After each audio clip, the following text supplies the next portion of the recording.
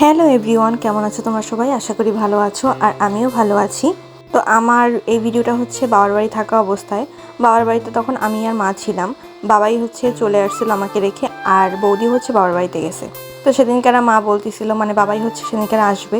তো মা বলতেছিল, মুরগি কেটে রাখছিস না, বাবাই যেন কি ভালো খায় না, ওইটা তুই একটু রান্না করে দে। তো আমিও সেই কথা মতো আমি নিজের স্টাইলের নিজের রেসিপি দিয়ে আসলে চলে আসছি চিকেন ফ্রাই বানানোর জন্য। তো এখানে হচ্ছে চিকেনগুলো ফ্রিজে ছিল, সেইগুলো হচ্ছে প্রথমে বের করে আদা বাটা, রসুন বাটা, পেঁয়াজ বাটা, এগুলো হচ্ছে সবই মা বেটে বেটে দিছে, আর আমি হচ্ছে শুধুমাত্র ম্যারিনেট করতেছি। তারপরে লবণ, হলুদ, জিরার গুঁড়া, গরম মশলার গুঁড়া, এগুলো সব দিয়ে সয়া সস এবং টমেটো সস দিয়ে হচ্ছে ভালো করে মাখিয়ে নিয়েছিলাম। আর এখানে বলে রাখি, আমি কিন্তু রান্নাবান্না পারি না, বাট যতটুকু পারি তাতেই চলে যায়, সমস্যা হয় না। আর তারপরে হচ্ছে একটা ডিম ভাঙিয়ে দিতেছিলাম। ও হ্যাঁ, আরও একটা কথা বলে রাখি, আমি কিন্তু রেস্টুরেন্টের শেফ না, তো তাদের মতো আমার তা অবশ্যই হবে না। তো আমি ভালো করে হচ্ছে মাখিয়ে নিচ্ছিলাম প্রথমে।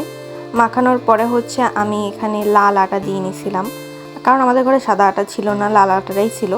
তো এই লাল আটা দিয়ে সুন্দর করে মাখিয়ে নিচ্ছিলাম। তারপরে হচ্ছে কোট করতেছিলাম। এক পিস চিকেন নিয়ে প্রথমে হচ্ছে আটার ভিতরে ভালো মতো মাখাইছিলাম। তারপরে হচ্ছে আবার একটা পাত্রে জল নিছিলাম। তারপরে আবার আটার মধ্যে ভিজাইছিলাম, মানে আটা না, মানে জলের মধ্যে ভিজাইছিলাম। এরকম হচ্ছে বেশ কয়েকবার করছিলাম আমি। আর সেদিন ভগবানের কৃপায় হচ্ছে খুবই অত্যাধিক লেভেলের গরম পড়ছিল, মানে এতটাই গরম পড়ছিল আমি না পারছিলাম ফ্যান চালাতে, না পারছিলাম কোনো কিছু, মানে ঘেমে টেমে একাকার হয়ে গেছিলাম। আর আমি প্রচুর পরিমাণে ঘামি, মুখটা প্রচুর ঘামে। আর সেদিনকার মানে হঠাৎ করে এরকম ঘামা টামার পরে হচ্ছে ভীষণ পরিমাণে অসুস্থ লাগতেছিল। আমি জানি না আমার মা কী করে রান্না করে এই গরমের মধ্যে।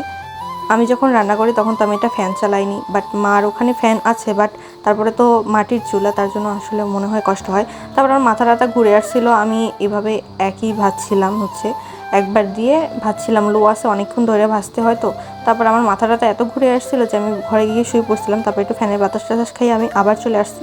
তার কিছুক্ষণ পরে হচ্ছে বাবাইও চলে আসছে। বাবাই আর আমি এরকম লাল লাল হওয়ার কারণ হচ্ছে লাল আটা। তারপর আমি আর বাবাই মিলে খেয়ে নিচ্ছিলাম চিকেন ফ্রাই, আমাদের রেসিপি। তো আজকের মতো বাই, টাটা।